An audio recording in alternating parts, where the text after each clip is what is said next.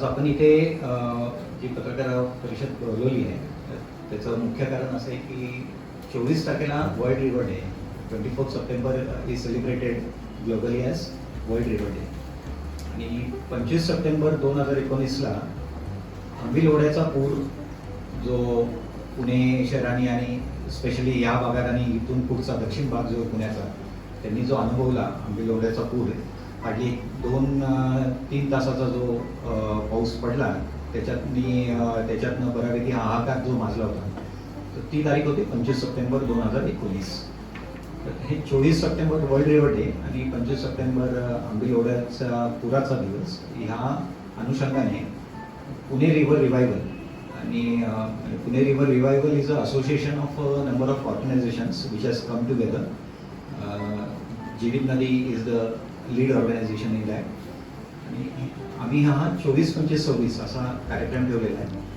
त्याच्यात 3 वेगवेगळ्या प्रकारचे इव्हेंट्स आहेत. एक आहे जो 24, 25, 26ला एक्झिबिशन आहे, नदीचा जीव कशात या विषयावर एक्झिबिशन आहे. 24ला रविवारी सकाळी 7 ते 10 हा आंबील ओढ्याचा जो पूर आला तर तो का आला, त्याची काय कारण आहे, म्हणजे त्याच्या मागचं रिझनिंग काय आहे हे सगळं थोडं समजून घेण्यासाठी त्याच्या उगमपासून संगमापर्यंत असं एक म्हणजे जरी त्याला वॉक म्हणलेला असला तरी तो ॲक्च्युली वॉक नाही आहे. आपल्याला आपल्या गाड्या घेऊन जावं लागणार आहेत त्या पॉईंट्सला.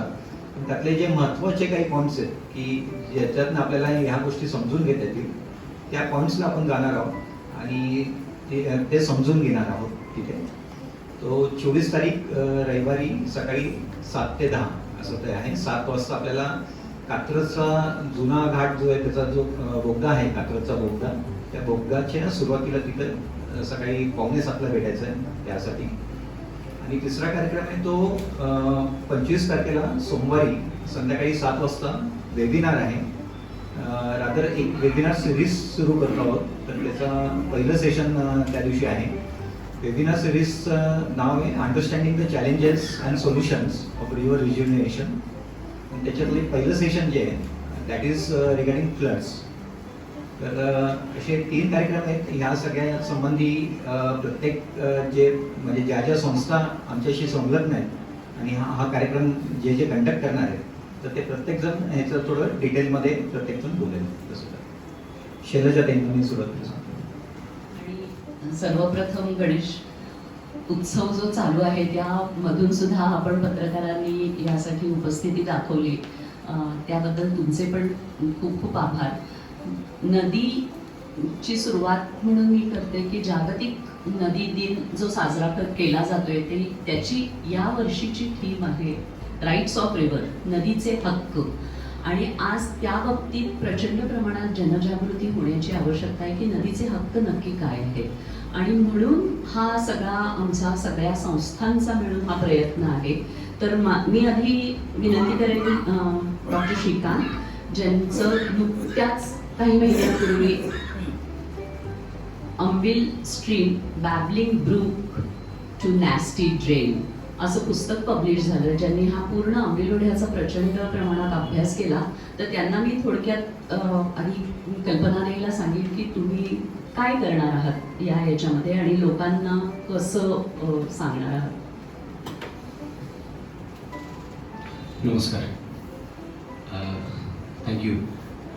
आंबील ओढा babbling Brooks to nasty drain हे जे पुस्तक लिहिलं गेलं मध्यंतरी, पार्श्वभूमी साधारणतः हीच होती की आपल्या सगळ्यांना माहिती आहे की 25 सप्टेंबर रोजी काय झालं होतं आंबील ओढ्याच्या वॉटरशेडमध्ये. आणि बऱ्याच जणांना हेही माहिती नाही आहे की आंबील ओढ्याला पूर आलं म्हणजे नेमकं काय आलं, किंवा वाहून जाणं म्हणजे काय, किंवा ती वॉटरशेड म्हणजे काय, किंवा कुठे उगम पावतो आंबील ओढा, तो कुठे जाऊन मिळतो. सगळ्यांना एक कल्पना अशी आहे की आंबील ओढा उगम पाहतो तो कात्रजच्या लेकपासून, पण तसं नाही आहे. त्याच्या पुढे 10 किलोमीटर त्याच्या अलीकडे साधारणतः 8 किलोमीटर त्याची एक वॉटरशेड आहे, हेवी मोठी वॉटरशेड आहे. ती कशी आहे, एक नॅचरल वॉटर बॉडी काय असते, आणि ती जेव्हा अर्बन एरियामध्ये येते तेव्हा त्याचं डिस्ट्रक्शन कसं होतं किंवा ती कशी कॉम्पॅक्ट होते आणि त्याच्या चॅलेंजेस काय काय फेस करावे लागतात हे आपण त्या साईटवर जाऊन बघणार आहोत.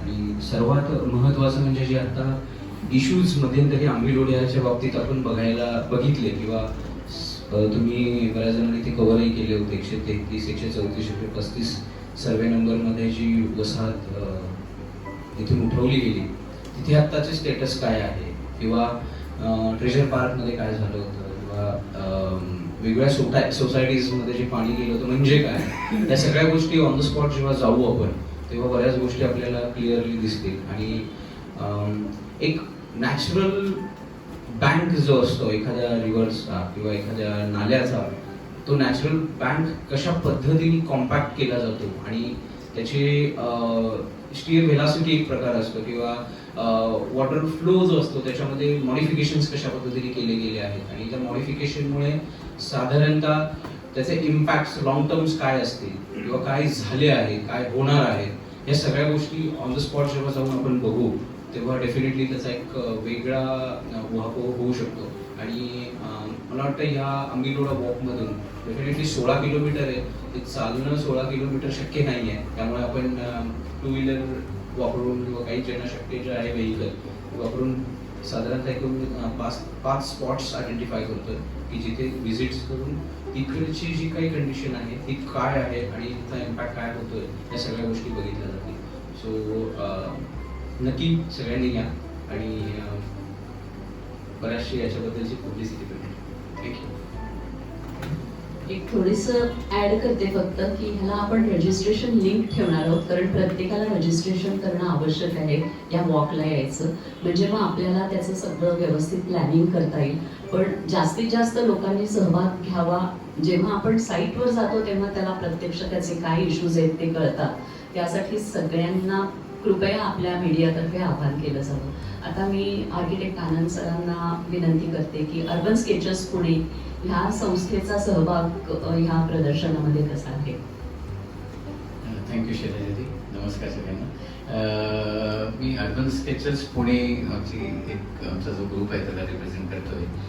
अर्बन स्केचर्स नावाची एक इंटरनॅशनल कम्युनिटी आहे. त्याच्यात आपल्या भारतातला पहिला चॅप्टर मी पुण्यात 8 वर्षापूर्वी चालू केला. आयडिया अशी आहे की आम्ही स्केचिंग करतो, लाईव्ह स्केचिंग दर रविवारी, आणि त्या स्केचिंगमधनं साधलं काय जातं तर आपला आधीचा, आत्ताचा, जुना आणि येणारा हा सगळा वारसा जो आहे तो त्या वेळेला रेकॉर्ड होणं हे नुसत्या फोटोग्राफीपेक्षा वेगवेगळ्या लोकांच्या नजरेतनं होणं जास्त महत्त्वाचं असतं. त्यामुळे हा ओपन एंडेड ग्रुप आहे.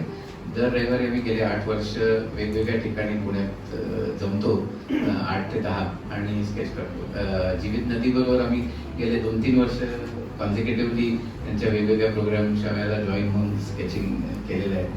आणि यशवंतरावमध्ये जे 24, 25, 26ला एक्झिबिशन आहे त्या एक्झिबिशनमध्ये आमची काही 30 लोकांची स्केचेस रिव्हरवर केलेली, रिव्हरशी रिलेटेड वर्षाची अशी आम्ही प्रदर्शित करतोय.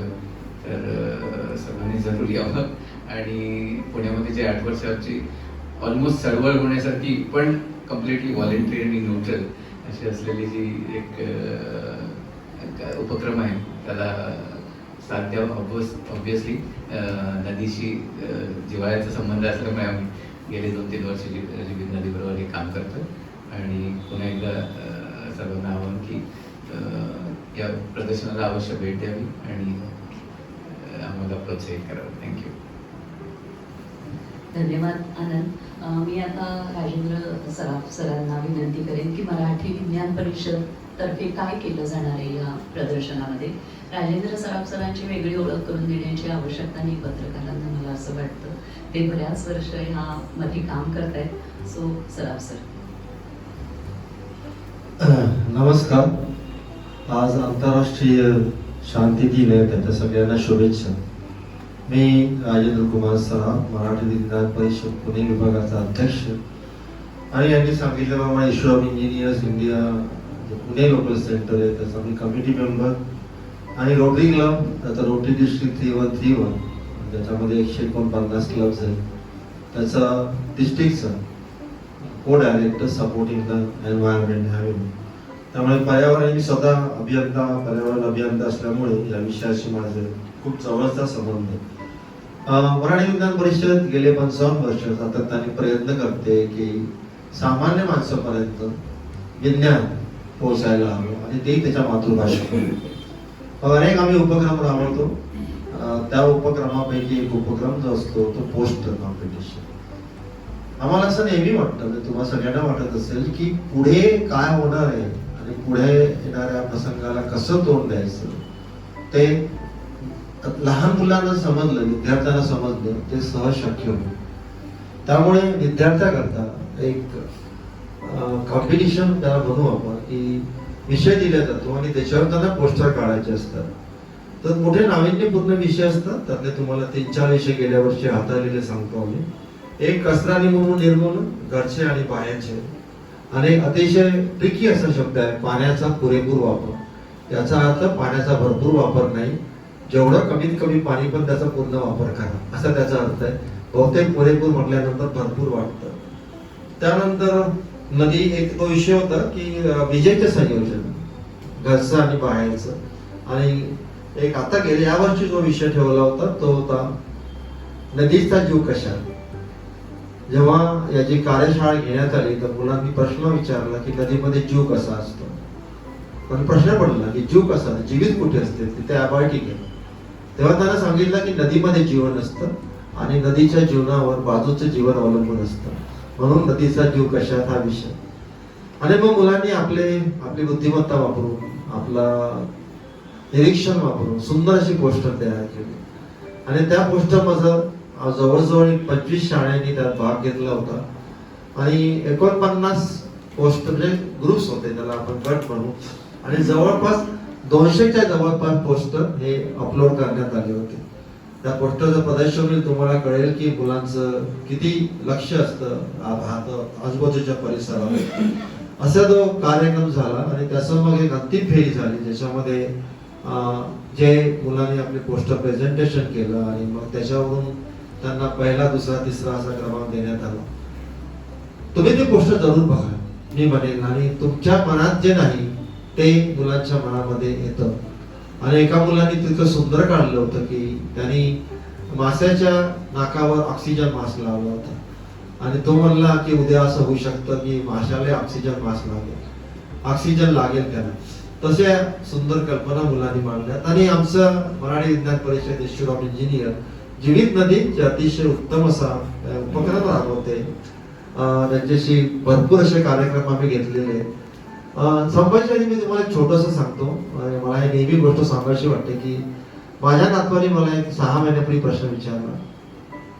प्रश्न असा होता की आबा तो आमच्या घरी खेळ चालतो, त्याला आम्ही इंटरव्ह्यू म्हणतो. तर त्या दिवशी माझी टर्न होती, मला इंटरव्ह्यू द्यायचा होता. तर नातू म्हणाला की आबा तुम्ही पोहत कुठे होता.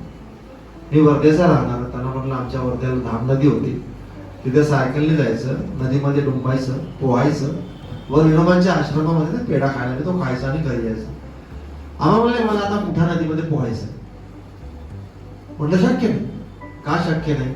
म्हटलं नदी प्रदूषित केली. पुढचा प्रश्न नदी प्रदूषित कोणी केली. मग मी विचार केला की 1950ला जन्माला आलो आणि गेले अनेक वर्ष मी एवढंच काम करतोय प्रदूषण करायचं. मीच केलं.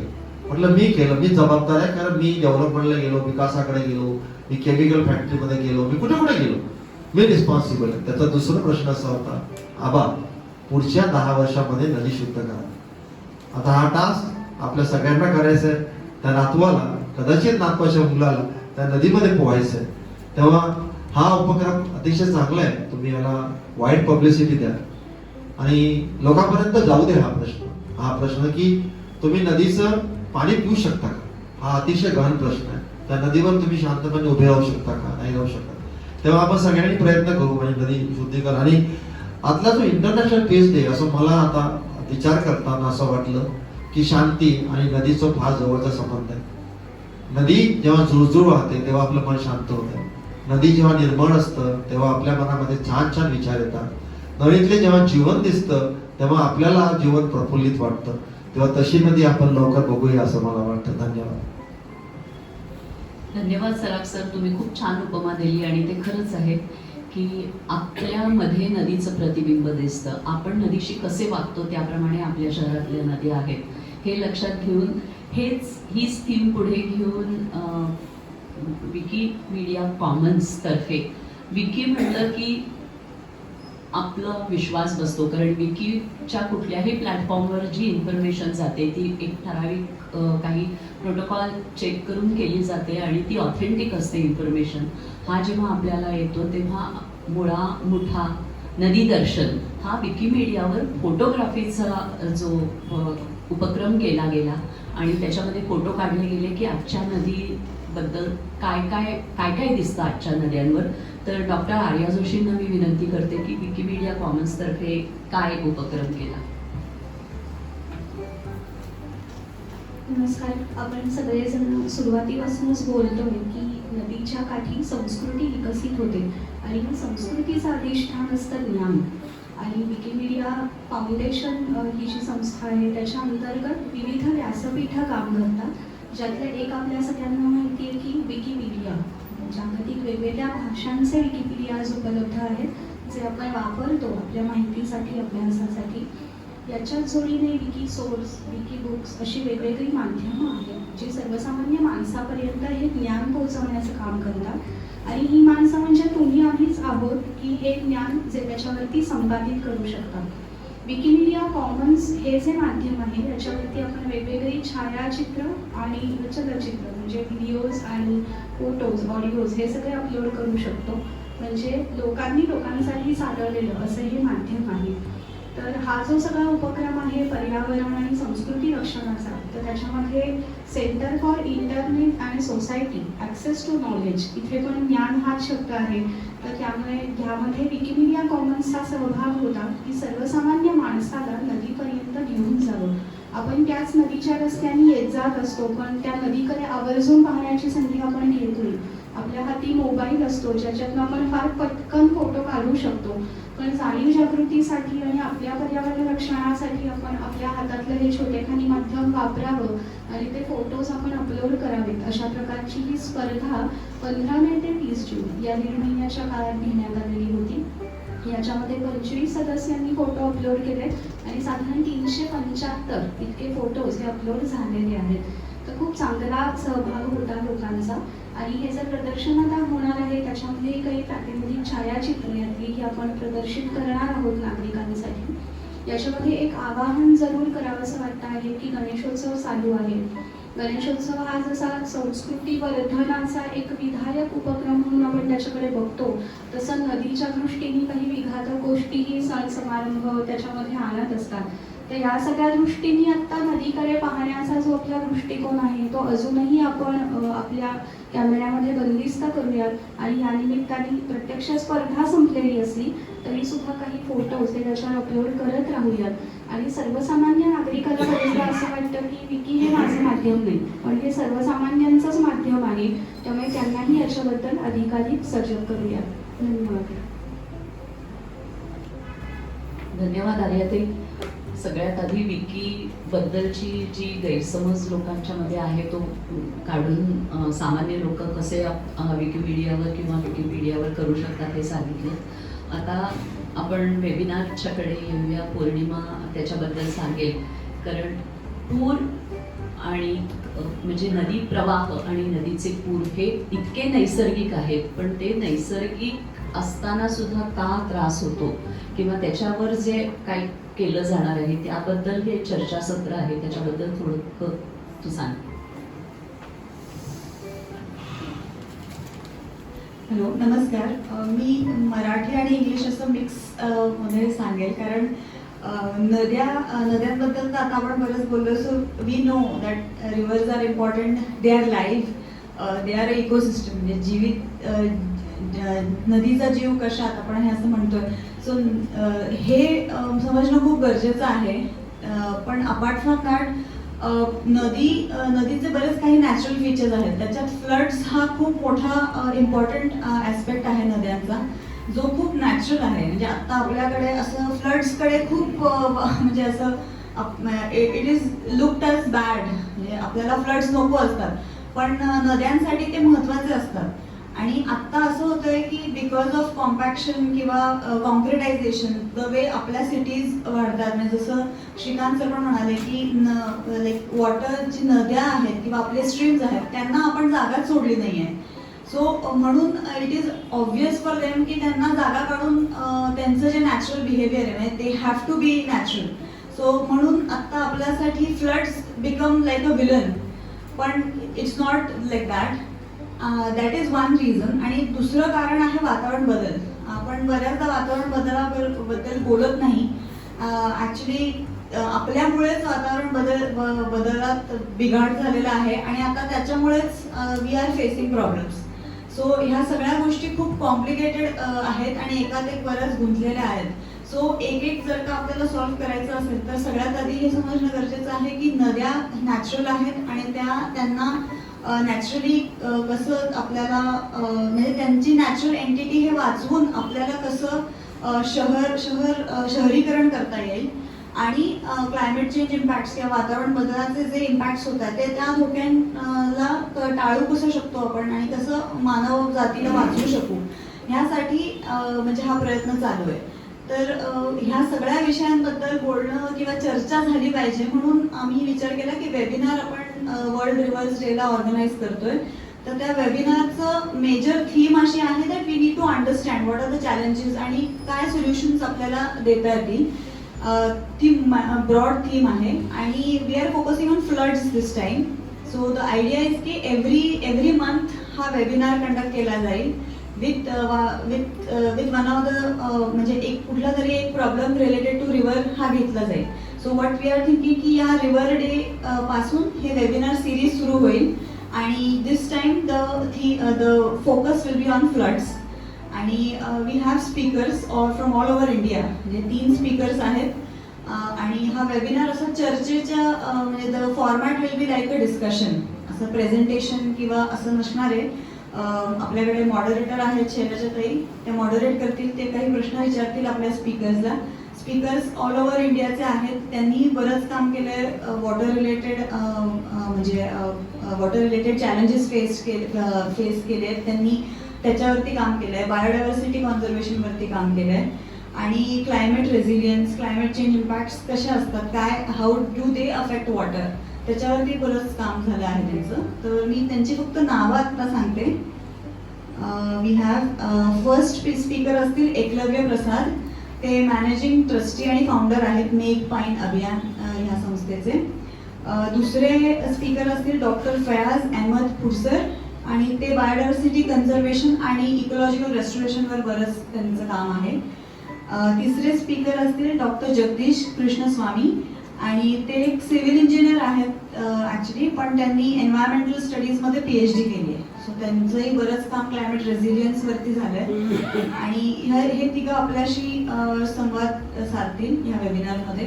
So it will be good जर का सगळ्यांना मॅक्सिमम, आणि ऑनलाईन असल्यामुळे मॅक्सिमम लोकांना जॉईन होता येईल असं आमची इच्छा आहे. सो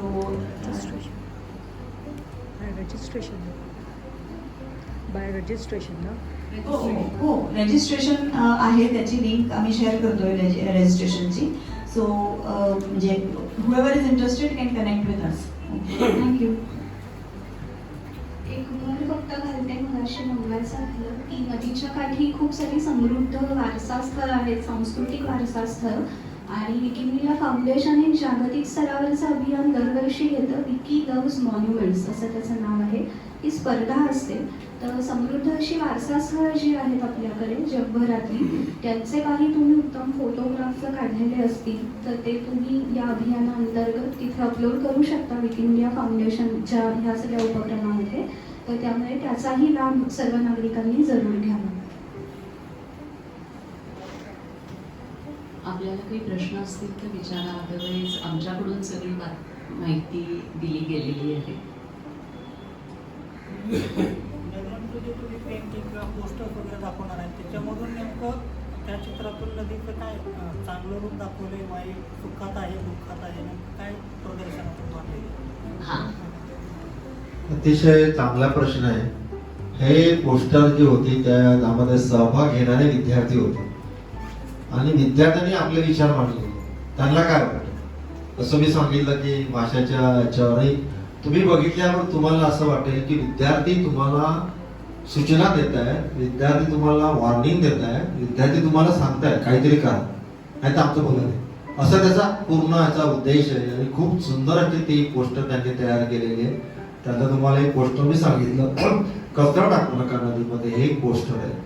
आणि ते सगळं म्हणजे नदी त्यांनी आपल्या जीवनाशी निगडीत केली आहे. प्रत्येक गोष्ट जरी आपण इलेक्ट्रिकचा बल्ब जरी लावला जळते तरी त्याचा परिणाम नदीवर काय होतील हे पण त्यांनी इंटरकनेक्शन केलं. असं सुंदरसे ते पोस्टर्स आहेत. यात तुम्ही किर्लोस्कर वसुंधराला घेतलंय का?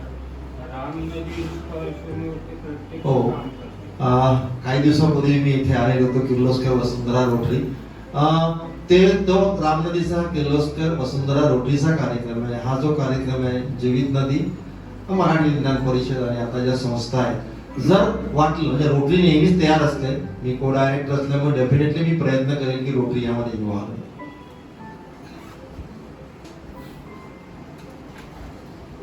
मगाचा जो आपला प्रश्न आहे ना, त्याच्यात सरांनी सांगितलंच की मुलांनी त्यांना काय वाटतंय ते दाखवलं. तसंच 5 जून जो पर्यावरण दिन असतो त्या दिवशी आंतरराष्ट्रीय ख्यातीचे चित्रकार मिलिंद गुरुवी आणि त्यांची टीम एक 40-50 जणांची, त्यांनी होळकर बीच जो आहे आपला म्हणजे खडकीकडनं येरोड्याकडे जाताना आपल्याला होळकर बीच लागतो, त्याच्या आजूबाजूला म्हणजे अजून नद्यांच्या बऱ्याच काही भागांमध्ये जिथं अजून मनुष्य जास्त इंटरफिअर यांनी केलेलं नाही अशा काही भागात रायपेरियन झोन किंवा छान झाडोरा असं सगळं अवेलेबल आहे किंवा दिसतो अजून. तर तसे ते सुंदर चित्र नदीचेही काढले गेले. म्हणजे चित्र आहे, फोटोग्राफ्स आहे, जशाला नदी दिसली आहे त्या स्वरूपात ते समोर येणार आहे. शहरामध्ये जेव्हा प्रवेश करतात तेव्हा कुठूनच काही खराब होण्याला सुरुवात होते. कोणत्या पाठीमागे नदीचं सौंदर्य ते कायम आहे टिकलेलं. शहरांमध्ये जास्त काम करण्याची गरज आहे. अगदी योग्य. म्हणून दोन्ही बाजू प्रदर्शनात आपल्याला नक्कीच पाहायला मिळते की नदी कशी असायला हवी आणि सध्या नदी कशी झालेली आहे हे दोन्ही बाजू त्यात पाहायला मिळतात. आता शैलेंद्रजींना प्रश्न आहे की ओढा आणि नदी, आज मी पुण्यात राहतोय तर मला ओढा आणि नदी याच्यातलं अंतर बऱ्याचशा लोकांना माहित नाही, तर तुम्ही थोडंसं सांगाल? मी अगदी संक्षिप्तपणे सांगेन की नदीची नाळ म्हणजे ओढा. डोंगर आणि नदीला जोडणारा जो दुवा आहे तो ओढा असतो. नदीला जिवंत ठेवायचं असेल तर आपल्या शहरातले प्रत्येक नैसर्गिक प्रवाह हे जिवंत राहिले तर नदी जिवंत राहणार आहे. त्यामुळे ओढा न म्हणता म्हणजे आता मी तर म्हणेन की तो पावसाळी किंवा नैसर्गिक प्रवाह, त्याला नाला हा शब्द पण आपल्यामधून काढायला पाहिजे. प्रदूषण मुक्त होणे जो अधिकार आहे याच्यावर हे असणार. घराघरातून जी घाण नदी सोडली जाते बरोबर, त्याबद्दल प्रबोधन होणार. त्याबद्दल पण आपण प्रबोधन गेले 10 वर्ष करतच आहोत. गणपतीच्या उत्सवामध्ये आपण वेगळ्या पद्धतीने प्रबोधन करतो. नंतर विषममुक्त जीवनशैली नावाचा आपला एक प्रकल्प आहे ज्याच्यामधून सातत्याने आपण शाळा, कॉलेजेस आणि कॉर्पोरेट सेक्टरमध्येही प्रबोधन करतोय. आता त्याचा परिणाम दृश्य स्वरूपात शहरामध्ये दिसायला लागलेला आहे की जास्तीत जास्त ऑर्गॅनिक स्टोर्स किंवा नॉन टॉक्सिक प्रॉडक्ट मिळण्याची ठिकाणं आता वाढायला लागली आहेत, जी काही वर्षापूर्वी पुण्यामध्ये संभव नव्हतं. सो हा लोकांच्या मध्ये होणारा बदल आहे आणि तो नक्कीच आहे.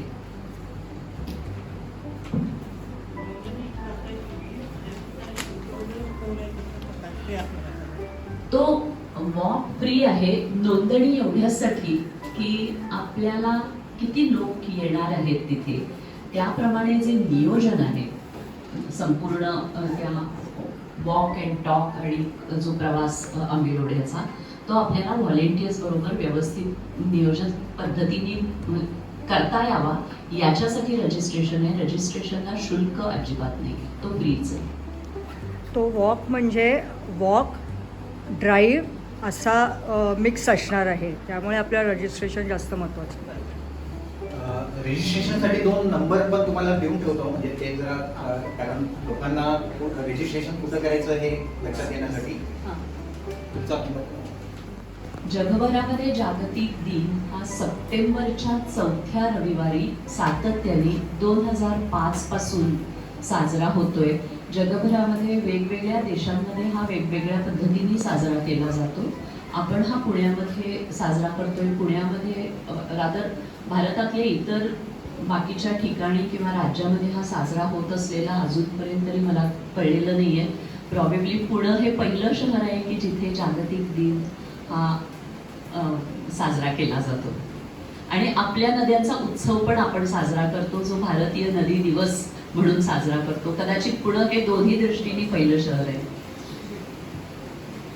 समारोप करते. सगळ्यांचे धन्यवाद, पत्रकारांचे धन्यवाद. जास्तीत जास्त आव्हानरूपी तुम्ही बातमी द्या, आम्हाला सहकार्य करा. नदीशी प्रत्येकाने जोडणं हेच ह्याचं मूळ उद्देश आहे आणि तेच कारण पण राहील. त्यामुळे तुम्ही जितकं याचा प्रचार आणि प्रसार कराल तेवढं चांगलं होईल. सामान्य लोकांपर्यंत आपल्याला पोचायचे यासाठी. धन्यवाद.